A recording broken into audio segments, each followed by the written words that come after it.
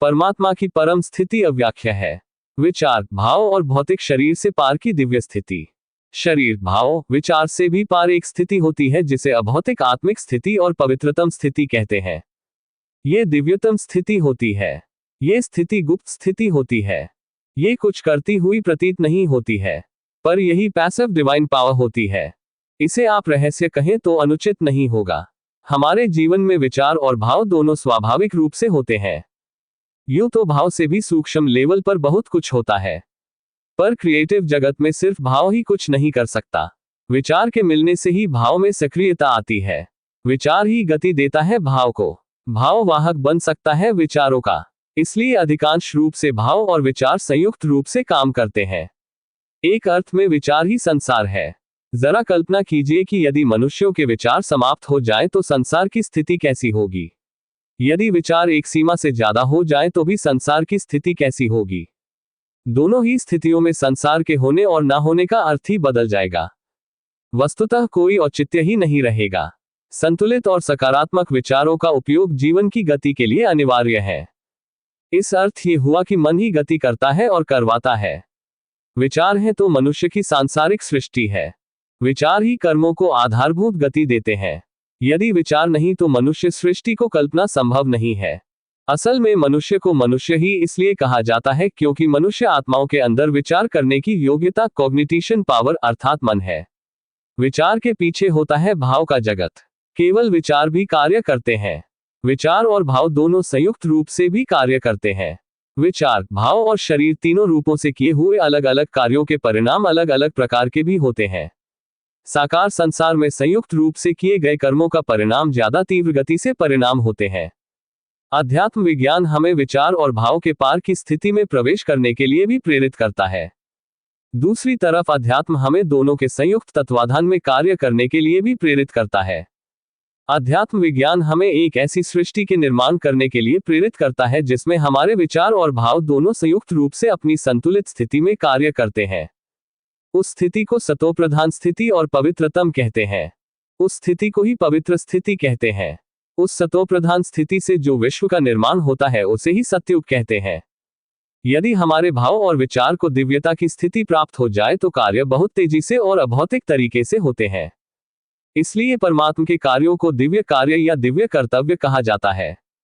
इसका ये भी अर्थ हुआ कि परमात्मा जो कार्य करते हैं वह कोई भी मनुष्य नहीं कर सकते हैं। इसका ये भी अर्थ हुआ कि मन और बुद्धि से जो कार्य होते हैं वे भौतिक, सीमित, साधारण कार्य होते हैं। मन बुद्धि के पार की अवस्था दिव्य अवस्था से जो कार्य होते हैं वे कार्य असीमित और असाधारण होते हैं।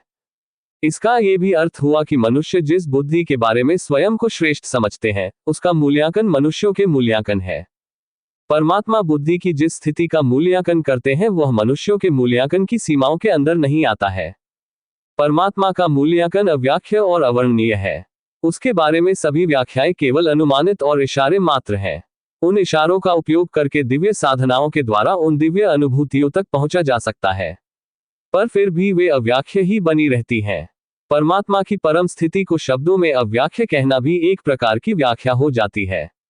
इसलिए हकीकत यही है कि परमात्मा की परम अनुभूति शब्दों से नहीं बल्कि शब्दों से परे परम मौन साइलेंस की स्थिति से ही किया जा सकता है। परम का अर्थ है जो भौतिक सीमाओं में नहीं आता है। परम का अर्थ है जो मन बुद्धि की सीमाओं के अंदर नहीं आता है।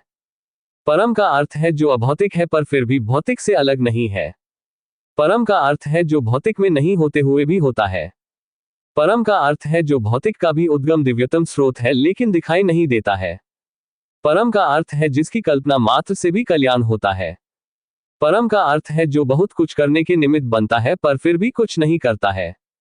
परम का अर्थ है जो सदा ही अप्रत्यक्ष है और कभी भी प्रत्यक्ष रूप से भौतिक नहीं बनता है। परम का अर्थ है जिसके बारे में कोई भी प्रमाण या तर्क नहीं दिए जा सकते हैं पर फिर भी वह है। वह समस्त प्रकार की बुद्धियों से परे तर्कातीत है। परम का अर्थ है जिसके बारे में कोई निश्चित और सीमित परिभाषा नहीं दी जा सकती है, पर सभी परिभाषाएं जिसमें समाहित है उसी का नाम परम है। परम का अर्थ है जो सदा ही अपरिवर्तित बना रहता है। परम का अर्थ है कि जो होता है पर दिखाई नहीं देता है। परम का अर्थ है जो बिन बाती और बिन तेल स्वतः स्वप्रकाशित है। इसलिए उसे सदाशिव सदा जागती ज्योत कहते हैं, इसलिए वह परम शक्ति है। ये सभी विशेषताएं केवल एक परमात्मा में हैं।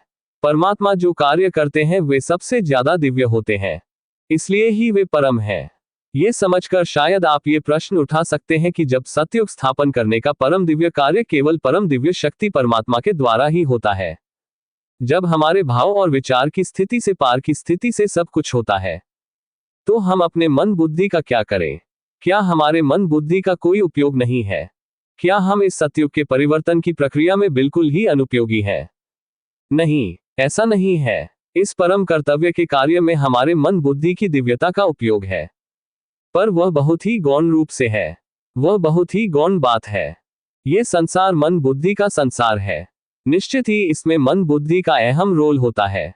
मन और बुद्धि की भी अपनी पराकाष्ठा की या कहें कि दिव्यतम स्थिति होती है।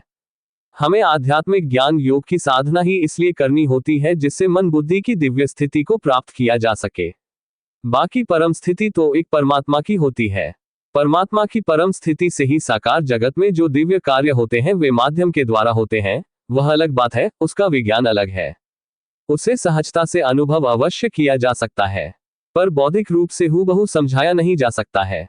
Thank you.